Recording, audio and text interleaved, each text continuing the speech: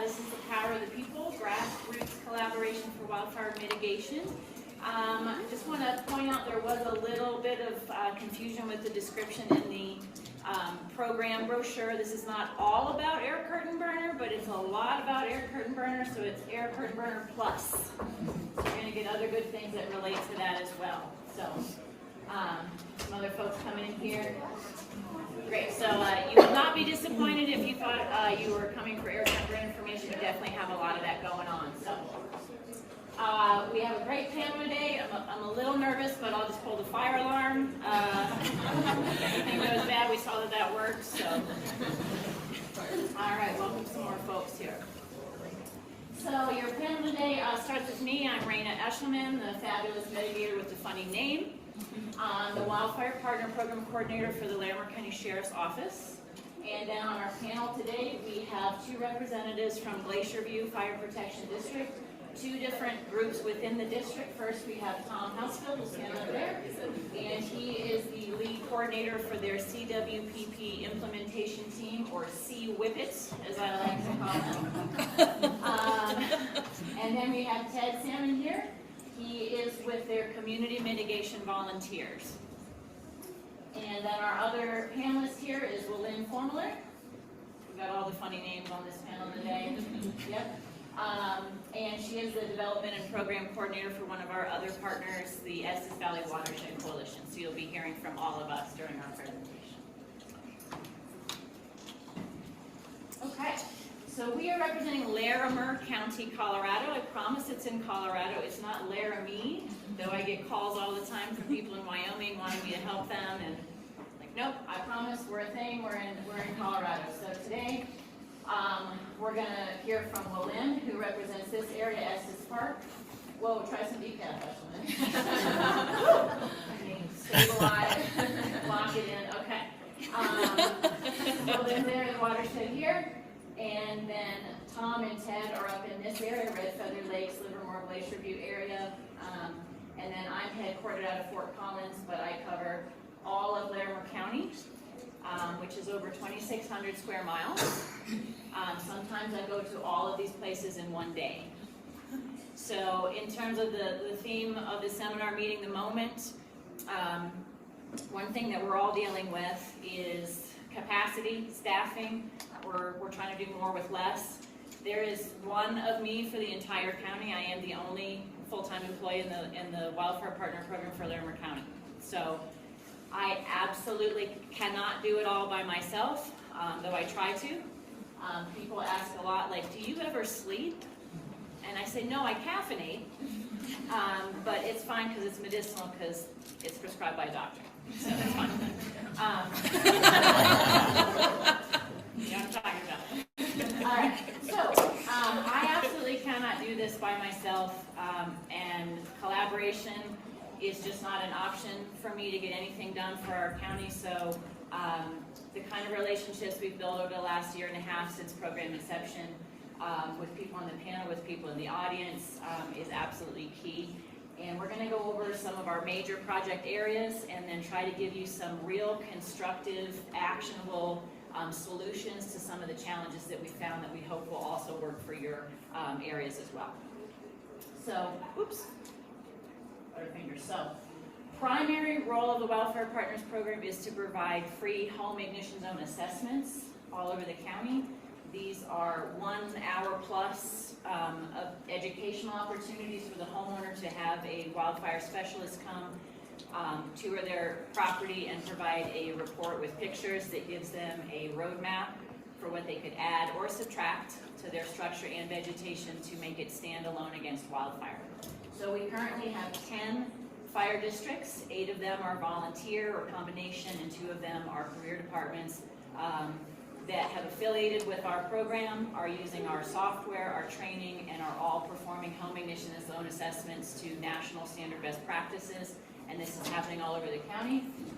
These numbers aren't even accurate anymore. There's been like 12 more done just since we've been here at the conference. So we also do regulatory wildfire inspections. Is something that I do for building, planning, zoning, and utilities. So a lot of great work getting done all over the county, but as you can see, I can't do it all myself. So These are just some excerpts from the product that our people are producing. They get not just the home ignition zone information, but also information on evacuation preparedness. We sign people up for their emergency alerting system right on the spot. We have home insurance tools built in. Everybody's favorite is the tax credit form is built in. We have a mitigation vendors list that we built all over the county so people can take their report, hire a vendor right off the list and get the work done if they're not able to do it themselves. And then we always include the CSFS home ignition zone guide to share with neighbors. So this is the kind of the quality report that people are getting all over the county. Another sort of force multiplier for me is our amazing homeowner groups. These are just a few of them. My favorite is swag. Guess what they hand out at their events? Swag bags. You saw that coming. They're an amazing group. They have a chipping program going on that's funded through grants through our Office of Emergency Management. North 40 Mountain Alliance does amazing work out in the Crystal Lakes Glacier View area. And then this Pinewood Lake Wildfire Action Group, that is a picture of them mitigating 37 trailer loads of slash along a key roadway that was identified in their CWPP just 12 hours before the Alexander Mountain fire threatened their area. That is completely homeowner-led, homeowner coordinated. They did that all on their own. Little bit of coordination with me, but this is neighbors helping neighbors and homeowners leading the way with support from an organization like mine. So just amazing stuff going on out there. Other wins that we have going on right now are the summer workshops from Crystal Lakes Fire District, which is up in the area where some of our panelists are from. They teach this fantastic chainsaw safety class, which helps encourage people to do mitigation on their own property safely when they're able to.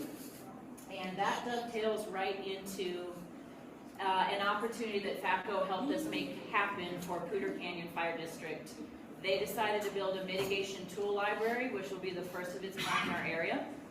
And they couldn't get one grant to cover the shed, the tools, the training, so they got 3 grants. One from our Office of Emergency Management and 2 separate grants from FACO, one to buy tools and then one that they provided for me to provide training. So in order to make this happen, we've got Poudre Canyon building a library, which I got to go out and help them with. We've got Office of Emergency Management supplying grant funding. We've got FACO supplying grant funding. And then to cover the training, go back a step, I contracted with Crystal Lakes Fire District, which is a neighboring fire district, to just bring their SAW class that they already had in place into Poudre Canyon, and they offered to provide that training, which we got really good response for, to support the tool library. So again, this is my agency, one person, and then all of these amazing volunteers that came together that we coordinated together to reach this goal, and they are almost done with the tool library. We got the siding on it yesterday, so it's coming right along. And then something else that we are offering to fill that gap, I don't know about you all, but we found that there's just a gap in terms of boots on the ground to do mitigation on private homeowner, individual homeowner properties. That some of the options were limited because of liability insurance and other things. So through my agency, we just started a needs-based program for mitigation, and we've had some great successes. Literally in 1 week's time, we partnered with the Estes Valley Fire District. They did a home ignition zone assessment, identified a property that met needs-based criteria, referred them to me. By Wednesday of the same week, I did the intake form, got the homeowner into the program, and by Thursday, we had booked a date to do mitigation, and we had it done within 5 weeks.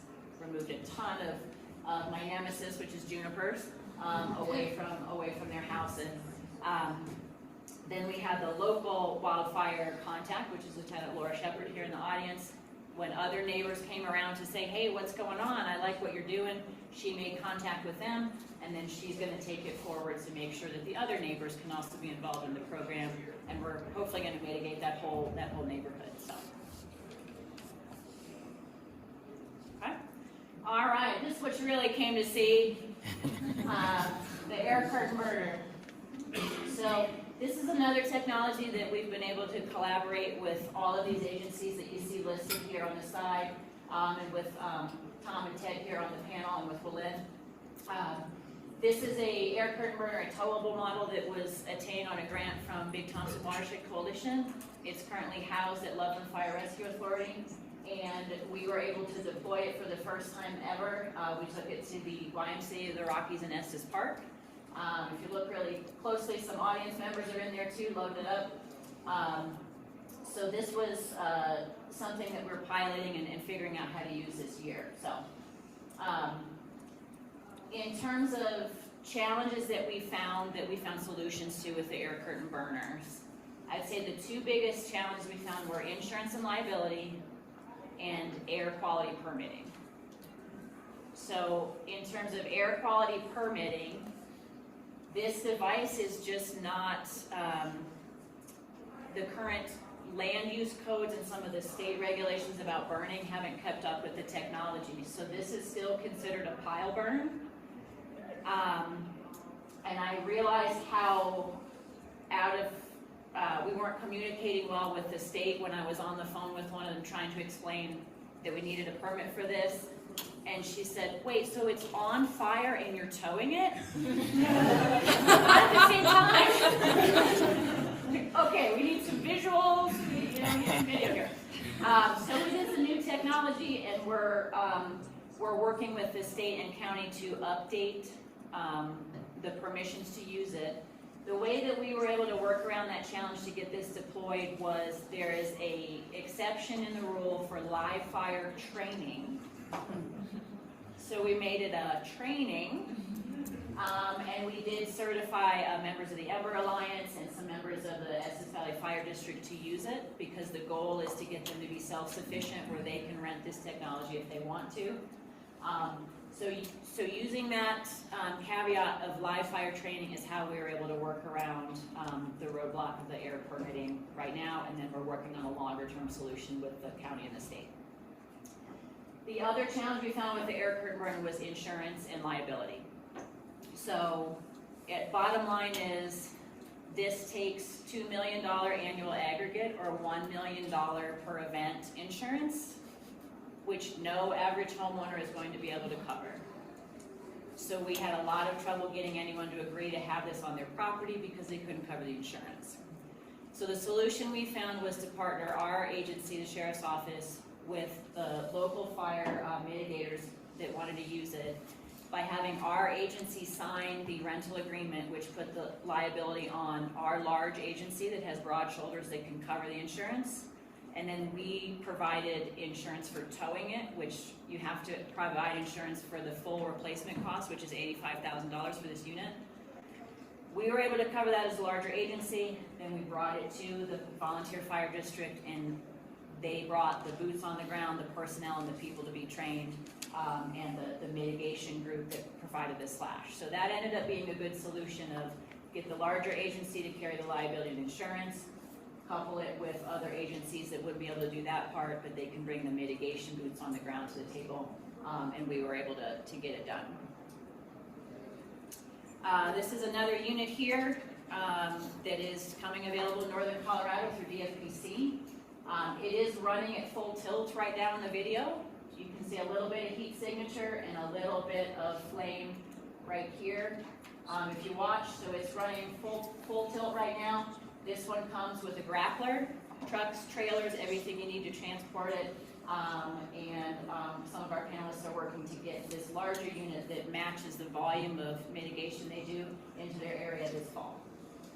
Same issues with liability, insurance, and air quality, so we're working together with them to find solutions that will work for both of the air curtain burners. So on that note, I'm going to hand off to Tom to talk about glacier review. Hello, I'm Tom Hosfeld. I'm the coordinator of the CWPP implementation team. And just to let you know what part of Colorado we're talking about, Glacier View Fire Protection District is northwest of Fort Collins. We are north of the Poudre River, and we're about 15 miles south of the Wyoming border. And for us, wildfires are not a theoretical exercise. We have had wildfires in the past. You can see the orange area here is the High Park fire in 2012. That wildfire damaged Ted's house. We also had the Gila Gulch fire and the Picnic Rock fire, and then the largest wildfire in Colorado history, the Cameron Peak fire, where we had to evacuate twice. That did not infringe on our fire protection district, but as you can see, it came pretty close over here. So after the Cameron Peak fire, we had numerous donations to our fire protection district, people thanking the firefighters for keeping them safe. And Warren Jones is in the audience. Warren, raise your hand. Warren was fundamental in taking that donation money and using that to pay for a CWPP through the Ember Alliance. And I attended a presentation where this CWPP was presented, and there was a question and answer period afterwards, and I stood up and said, so who is responsible for implementing this? And a year and a half later, I was the coordinator of the CWPP implementation team. So we now have a CWPP implementation team. One problem we had, again, Warren was a former fire chief, and he was leading this effort to start this team, and the firehouse was supporting us, but the big question was, okay, you guys are going to be running around houses, taking pictures, doing reports, you've got people running around with chainsaws. What about liability? What about insurance? And we went round and round about if we were going to be allowed to do this, could we be part of the fire district? What would happen? And it turns out that the answer was that we became full members of the fire district. So we have emergency responders. These are the guys that drive trucks, guys and gals that drive trucks and ambulances. But we also have non-emergency response members. And that's me, that's Ted, and people that do these other functions. So that gives us liability and insurance coverage. Also, it frees up our emergency responders that they don't have to go out and do the work that we're doing. So we are a force multiplier for them. So our implementation team consists of 5 committees. We have a Firewise event. We have mitigation volunteers that Ted's going to talk about. We have an ambassador program that we'll talk about. We apply and receive grants. And then we also have an information and education team, and we'll talk about each one of those. First of all, we are a Firewise certified community. We have a Firewise event every June. This is a picture taken from our event this past June. We invite wildfire prevention organizations, mitigation contractors, and emergency responders. So it's one-stop shopping for our community to understand the risks and what to do about those risks. We have an ambassador program. This started out by some of us attending a FACO ambassador class, I think similar to the one that was done on Tuesday. We went to the one in Boulder 2 years ago. We then applied and won a grant for a FACO grant that we used to purchase 3 iPads. And we also used their resource library for materials, for training, and for educating our constituents. And then also Raina with the Larimer County Sheriff's Wildfire Partners Program. She provided the safety culture software that is on those iPads. She also gave us training classes on how to use that software. And she has done the same for other fire districts in our region so that we have a continuity of training, of software, and shared experiences that goes a long way for knitting together our communities. We've completed 26 assessments. When I went to press, we've now done 28, so they keep rolling in. And we've all been wondering, what is Paul looking at on the iPad? Because it looks like more fun than doing a wildfire assessment. Through the cooperation of these other fire districts, and also working with the Coalition of the Poudre River Watershed and the past grants that we've gotten through the Larimer County Office of Emergency Management, we collectively applied and won the Community Wildfire Defense Grant for $9.7 million. So we will be growing from a volunteer organization to an organization that will be passing through grants to property owners, to hire contractors to continue doing fire mitigation. Now, the fifth committee of our group is the Community Mitigation Volunteers, and Ted's going to talk about that.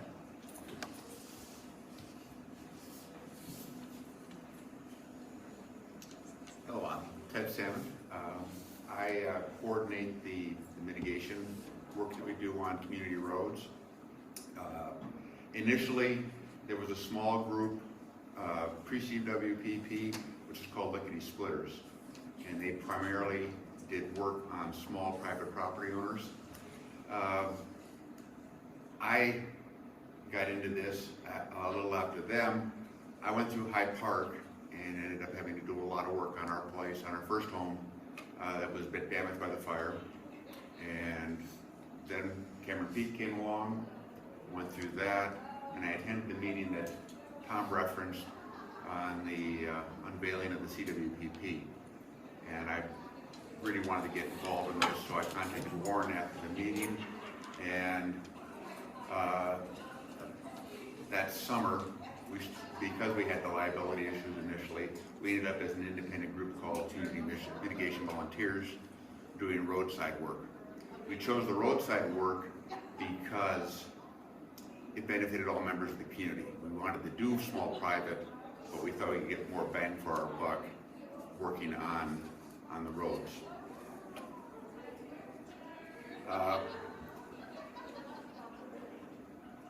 The liability was our biggest issue, and in 2024, when we became members of the fire department, we were then covered by department insurance, which will enable us, as we want, to move into other types of mitigation, such as green spaces and driveways and small private parcels.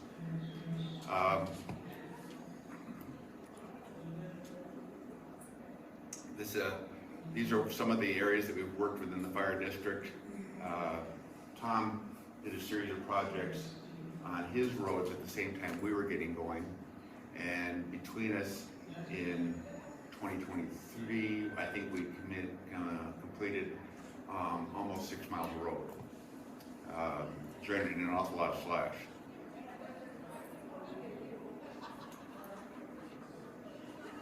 As you can see, this is one of our smaller piles. This was the pile that we put together for this April's aircraft burner event.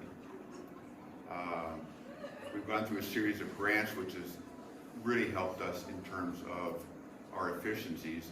Initially, we were all using personal chainsaws, personal trailers, personal trucks to cut, load, haul the slash to community slash piles. Initially, we got a grant from the Larimer County OEM, with which we purchased chainsaws, pole saws, PPE, and some other small equipment,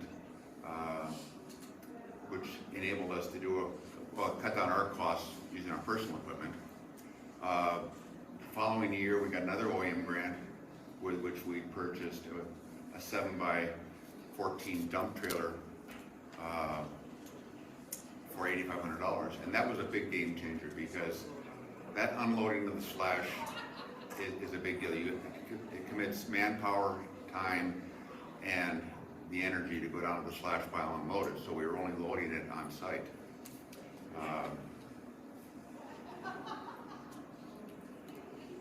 Now, where we are right now is we've got those two pieces of the puzzle taken care of. This year we're going to apply for a furrowing grant for a tractor. We've got a couple of different individuals who work with us who have their own tractors that meet with us. And when we started adding tractors to the equation, it was an exponential movement of slash. We had one project where we only had 6 mitigators. We did 0.6 of a mile, and 4 of those large trailers of slash in 5 hours were in the slash pile.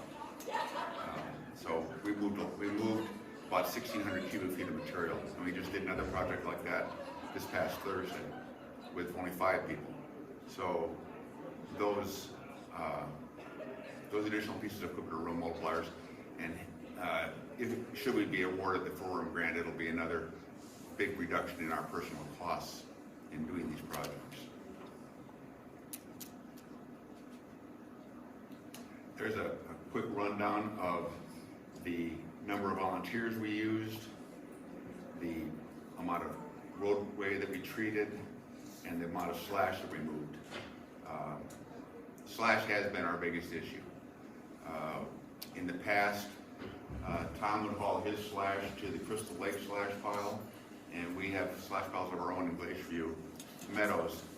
And our Glacierview Meadows slash pile usually ends up in the neighborhood of about 60,000 to 70,000 cubic feet per year. And it's burned as a large slash pile. And that's a problem with permitting. And because our fire department is all volunteer, you have to get the permitting together, you have to get the weather together to allow you to burn an open pile like that, and then you have to get the volunteers available all on the same day. And we've actually had years where we couldn't burn because we could not put all of those components together at the same time.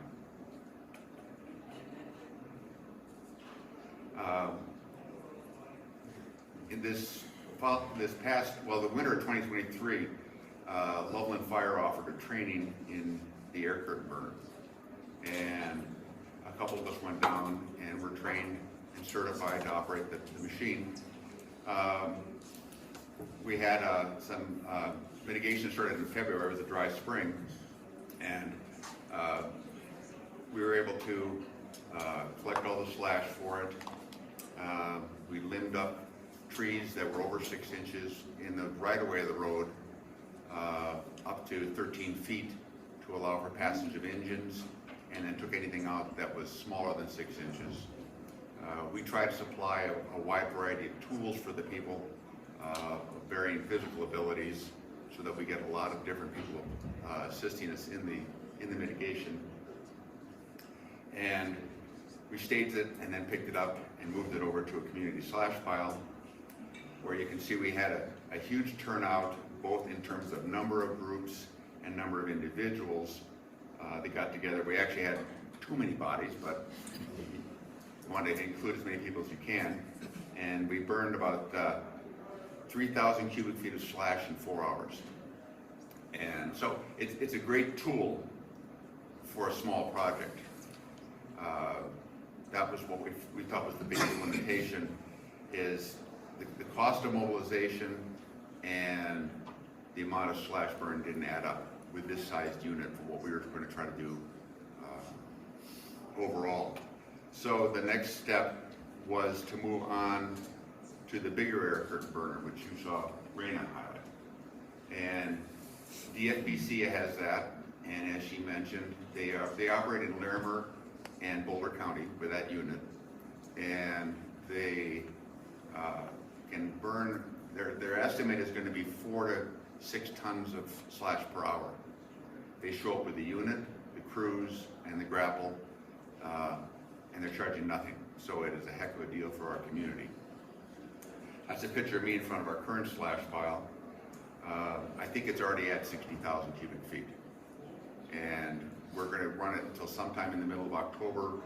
DFPC was going to burn already, but they had the problem with the Pearl Fire, which took place just up the mountain from us. And they had to deploy for that, which put them behind in their scheduling. And so we hope to have them join us soon. And they estimated it's going to take 3 to 4 days for them to burn with that.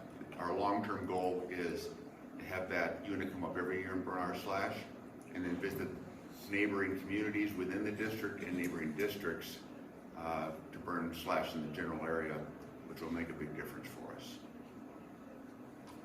I'm going to turn this over to Willin now. Yes, it's watershed.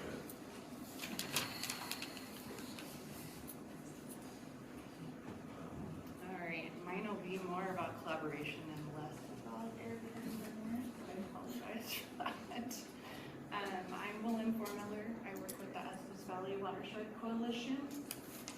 Please tell me if I need to speak loudly. I don't talk loudly ever. The coalition was formed in response to the 2013 flood as a grassroots organization. So our primary mission and vision at that time were centered around flood restoration. So we were coordinating grants and working with the community strictly on flood restoration. In 2019, the board decided to expand the mission and vision to include the forest and the wildlife in Estes Valley. So we are new to the wildfire and wildfire risk planning game. This means now we get to coordinate, design, and implement projects with community and agency partners. So our vision is to support a resilient environment, and this to us means a collective approach to helping the community manage the land. So we work towards these goals by engaging with a wide variety of stakeholders to protect, improve, and restore the natural resources through direct action and through public education. So one of our many partners, I know we have a lot here in the audience, but one of our many partners is the Wildfire Partners program with Larimer County. Currently we're working with them and with Estes Fire to help communicate with Estes residents about wildfire risk and what we can do about it. So one of the ways we were able to do this was to partner with Wildfire Partners to bring an air curtain burner out to a project site that had a slash pile. This is out at the YMCA and Estes Park. And we were able to kind of showcase it as a feasible tool to use on a project site, and then also to work with the community on acceptance of tools like this and social licensing. So great opportunity for that. Another way that we partner with the Wildfire Partners program is on our Thunder Mountain project. This is a fuel reduction project on private land. We have a large number of seasonal residents, so ongoing communication and consistent communication between all the partners is very important. Wildfire Partners and Estes Fire is helping us with this on these projects. Home ignition zone assessments are one of the ways that we are able to communicate wildfire risk and tie these into these larger projects as well. So we have a few unique challenges in Estes. Large seasonal population, and then quite a few small acreage properties. So we do have to get creative sometimes with these fuel reduction efforts. One of the ways that we've done this, you can see in the top and bottom photo there, is to partner with Estes Fire, and then we get support from Waste Management and Northern Water to take 30-yard containers and put them in neighborhoods or with neighborhood groups that they can then use to get rid of slash under 6 inches, pine cones, and pine needles. So these end up being deployed throughout the community from about May through November. We're also talking with Estes Fire and Wildfire Partners to see how we can tie this into the MAP program and maybe help out some more of those needs-based residents in the community. And then again, Thunder Mountain project, this is a big project for us, so very important. We are partnering with so many groups on this: Larimer Conservation District, State Forest Service, Estes Fire, Wildfire Partners. This area, this project is in an area that was defined as a high-risk area, high probability of wildfire in our 2022 Estes CWPP update. And it uses private land mitigation to connect parcels of landscape scale public land mitigation. So working again with Estes and Wildfire Partners to talk with homeowners about home ignition zone work that can tie into these larger open space that we're working on. One of the ways that we have found has been super effective to communicate with homeowners in this project is to take them out with us. They've gone out, we've had homeowners go out and help us while we were doing our monitoring measurements. We've had homeowners go out with us and mark trees for removal in the project. And I think this has helped them not only understand the risk and the ideas and goals behind the project, but then also help us explain to their neighbors. So this is my last slide, just to kind of tie it all together and look at wildfire planning from a big scale. That is our map from our CWPP. That is a lot of red. The Ember Alliance was kind enough, though, to give us project areas within that. So that blue circle there on the left, the Thunder Mountain project is within that circle. So definitely one of our priority areas. The map on the right is a zoomed in section of that. So you can see in the green all of the work that Rocky is doing or has done, and then how that project is a connection piece between the two. So being able to support our community by coordinating projects that help make the Estes Valley more resilient can only be done at this pace and scale by collaborating, I think, with all of our partners, from agencies on down to HOAs and homeowners. Okay.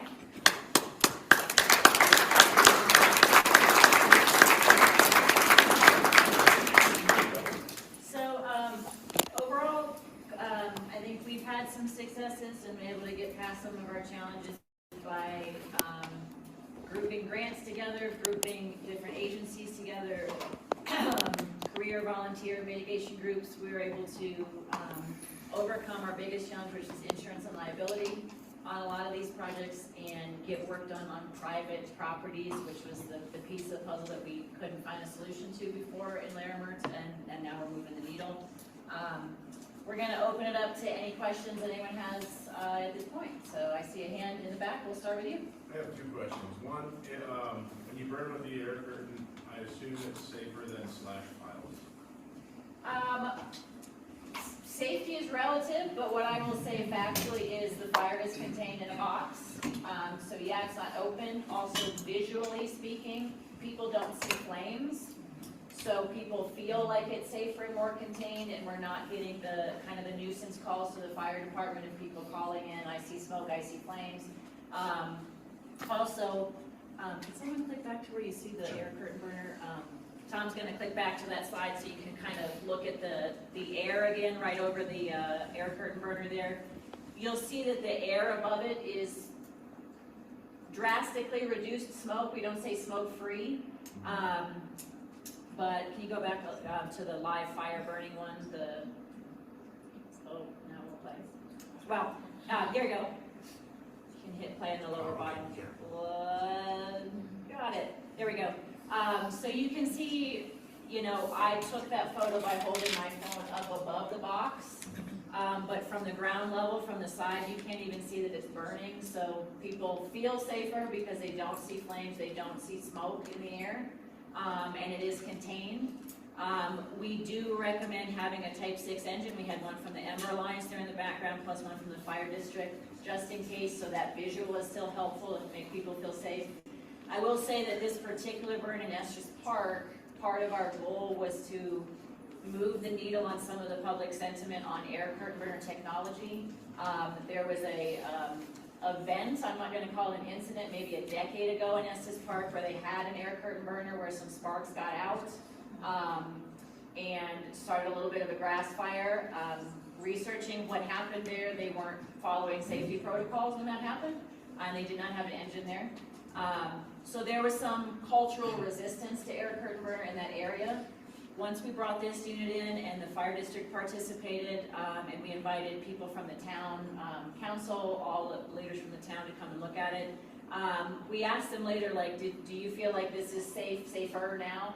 And they said, yeah. We got feedback that they thought it was just going to be some raging dumpster fire. It kind of is a dumpster fire before you turn the fan on. But anyway, I didn't say that. But yeah, they felt like it was a lot safer, and that the perception of safety was increased with the burner versus pile burning. So there'll definitely always be a place for pile burning, but this was one tool that we got feedback that people felt safer about it. So yeah, other questions? I see a hand in the back. Yeah, was harvesting char from the burner part of the project plan at all? Great question. So part of the project plan to set up for it is to make sure that there is a plan for what to do with the char after the fact. Anytime you're going to use an air curtain burner, you will end up with char on the ground. In this case, we placed it on a site that they had already burned on. Same thing when we deployed it in Glacier View, so the char was just turned into the soil. It's actually a soil enhancer. This small unit is not actually designed to produce biochar, like agricultural grade product. Some of the larger units are designed to produce biochar. That wasn't part of our plan because the 2 units we're using really aren't made for that. But we are working at the county level. We have a consulting firm studying our wildfire problem and what to do with all the material, and harvesting the biochar in the future with larger units is part of what we're planning for. Yeah. We had a fire crew on site for safety during the event, and then also to cool down the char afterwards. Yes. Yep. I see a hand here. I'm interested in your attributes for the needs-based program. Yep. I work for a nonprofit, and we did a needs-based program somewhat this year, but it's really on our system. People self-reporting their income and things like that. I'm curious about those 11 factors that you use, and perhaps as a at the county level, it's easier to fact check that and not have to use the owner system. But I'm just curious about how you collected that data. Yeah, that's a great question. So the MAP, or Mitigation Assistance Program, is in pilot phase right now. So we are building the plan while we're flying it, and I don't have a pilot's license, so. So what we did was we looked at some other models. We worked with Boulder Wildfire Partners to see what need-based criteria they use, since our counties abut one another, and we have fire districts in our program that actually covered both of those counties. So we thought, let's have some continuity in the needs-based criteria. And then it really is kind of an honor system for us right now in the pilot phase. We decided not to go with verifying income and tax records and whatnot. So right now our mitigation assistance program is open to anyone in Larimer County who has a home ignition zone assessment through Wildfire Partners or one of the ambassador affiliates within the last year. And then they're referred into our program, and I do the intake process where I have a phone call or face-to-face with the homeowner, and we go over the needs-based criteria. The first filter into the program is the ambassador group that does the assessment. They're working with the homeowner. They're noticing things like, for example, the one we did in Estes, the homeowner's husband was mobile with a wheelchair full-time. He had Parkinson's. Both of them are seniors and on fixed incomes. So we're getting those clues right off the bat that we can verify on site. And then during the intake process, we're looking at criteria including disability, fixed income. Will they become a challenge to evacuation is one of our criteria, because the sheriff's office handles evacuation. So if we do have people who need physical evacuation assistance, that's one of the boxes that gets checked. And then they get a point if they sign up for the county 911 system that actually designates them as needing evacuation assistance in the 911 system. They get another point for that. So yeah, it's mostly income-based, disability, Medicare eligible, so it covers the age thing, is mostly what we look at. And then anybody's eligible if they have a home ignition zone assessment last year, but the more points you get out of that 11, the higher priority you are to be prioritized for the program, is how we're handling that now. So, yep. Other questions? What question or time? You got 5 or you got a question? Yeah. I just wanted to emphasize something I heard, which is that from a fire, funds were received to a fire department, and then those were put towards a CWPP, which is a before mitigation action. And so this is pretty amazing thinking in the sense that before the fire is not flashy, right? So that time when we have people's attention, they're saying, how can I help? What do you need? You're saying, you can donate, don't just drop off water, actually your money is what we need, because that's what's going to be able to fund the before actions that actually help us as a department. So something's happening that was really important. I was curious, you funded the CWPP, is there any other examples in your region, or could you imagine any other examples where let's take some of the money from the event and put that into a mitigation action, so we're really having that full circle before, during, and after engagement? Great question. Does anyone else want to speak to that? During our Firewise event, we accept donations. We cook hot dogs and hamburgers. That's kind of a fundraiser.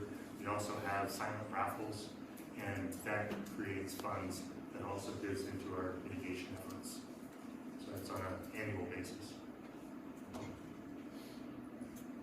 And then, of course, we get budgeted money through the fire district now to support our efforts. Yeah, it's a big deal that during those you're not just putting towards suppression, you're saying part of that pie is going to mitigation. It's a big deal. And I like that you made that point now that they're part of the fire district and have a avenue to funnel some of those funding. I think that would be good to kind of call that out and make that an official avenue. And it paid for us to be here. There you go. Okay. Right here. I have a question for Glacier View. So you guys got over a lot of hurdles and obstacles by being part of the fire department, which is awesome, and being the boots on the ground, but I'm wondering if part of being with the fire department, did you have to go through specific training to do those mitigation projects then, in order for the fire department to check a box saying like they're trained and certified as a liability? Last winter, I had to rewrite the members handbook to look at every paragraph regarding what were members, modifying it to how it applied to non-emergency responders, and get it approved by our board and by the insurance company and by the lawyers. And of course, we don't need the background checks that you do for emergency responders. We don't need the same training.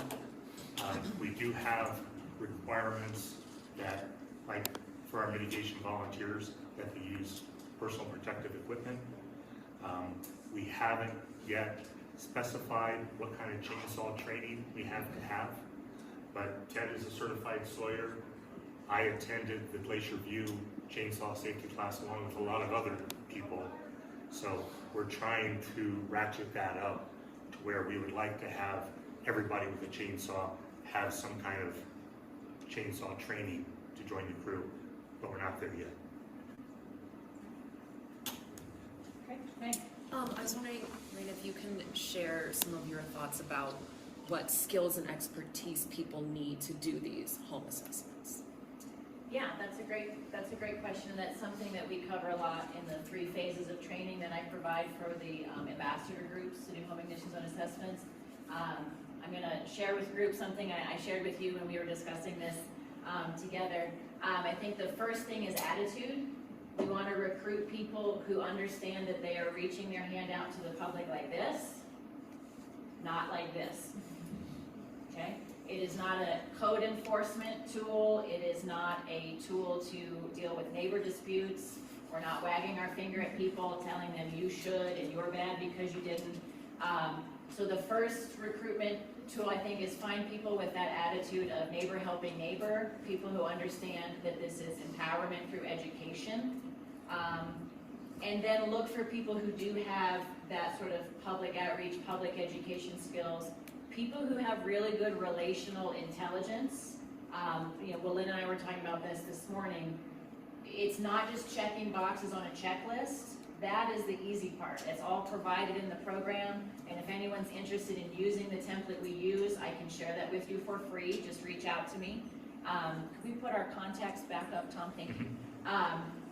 But what you want to recruit for is people with people skills, because you will end up interacting with the public during home ignition zone assessments, and they will express the whole variety of emotions. Fear that comes out is anger, frustration with the county or other entities, just a feeling of hopelessness and they don't know where to start. So you want to recruit people that have good people skills, and then we can add the technical skills on top of it. Is really, to me, I think the key to the good home ignition zone assessment program. People skills first, technical skills can follow. So We try to walk a fine line between being your neighbors, willing to help, and trying to share information that you might not know. So we don't want to be experts because we have 9 ambassador volunteers. We're trying to recruit more. We're trying to tell people, you don't have to be an expert coming in, we can train you. On the other hand, we're going to get t-shirts made with the crest of the fire district on it. We've got magnet stickers to put on our cars when we do assessments to show that, first of all, who we are knocking on your door, and to have a certain level of expertise, but we don't want to be the intimidating pseudo-government person wagging your finger, as Raina says. right. Okay, great questions. We're at time. Thank you so much for attending. We appreciate it.